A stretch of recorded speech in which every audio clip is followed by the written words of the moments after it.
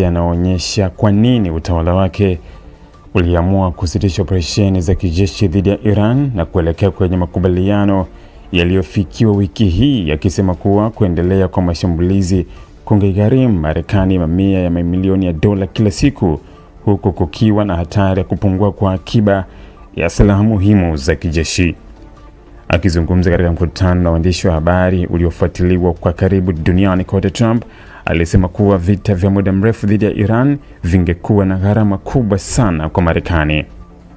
Alieleza kwa operesheni zao za mashambulizi ya anga, matumizi ya makombora ya masafa marefu, ndege za kivita, meli za kijeshi pamoja na mifumo ya ulinzi wa makombora vingehitaji matumizi makubwa ya fedha kila siku. Kwa mujibu wa Trump, gharama hizo zingefikia kati ya dola milioni 500 hadi milioni 700 kwa siku, kiwango ambacho kingeendelea kuongezeka kadri vita vingedumu. Alionya kuwa hata taifa lenye nguvu kubwa za kijeshi kama Marekani haliwezi kuendesha operesheni za gharama kubwa kwa muda mrefu bila kuathiri bajeti yake ya ulinzi na uwezo wake wa kukabiliana na migogoro mingine duniani. Katika kauli iliyowashangaza wengi, Trump alisema Marekani ingeweza kuanza kuishiwa na baadhi ya akiba zake za silaha ndani takriban wiki 4 kama mashambulizi dhidi ya Iran yangedumu kwa kiwango kile kile. Alisema kuwa silaha nyingi za kisasa zinazotumiwa katika vita vya kisasa, hasa makombora ya usahihi wa hali ya juu, hutengenezwa kwa gharama kubwa na zinahitaji muda mrefu kuzalishwa upya.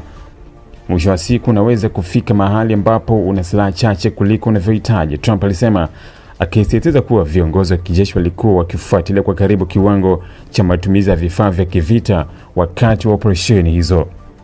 Kauli hiyo imezua mjadala mkubwa miongoni mwa wataalamu wa usalama wa kimataifa, huku baadhi wakisema ni nadra sana kwa rais wa Marekani kuzungumza hadharani kiwango cha akiba ya silaha za taifa hilo.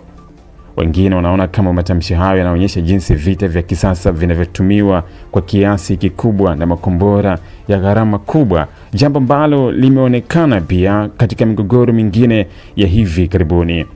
Trump alitumia sehemu kubwa ya mkutano huo kuwajibu wakosoaji wanaodai kuwa Marekani ilipaswa kuendelea na mashambulizi hadi kuisambaratisha kabisa miundombinu ya kijeshi ya Iran.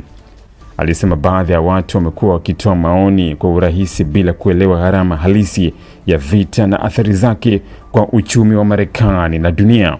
Aliwataja baadhi ya wakosoaji wake kama watu wanaojiona kama kuwa wataalamu wa masuala ya kijeshi, lakini ambao hawajawahi kubeba jukumu la kufanya maamuzi yanayoweza kuathiri maisha ya mamilioni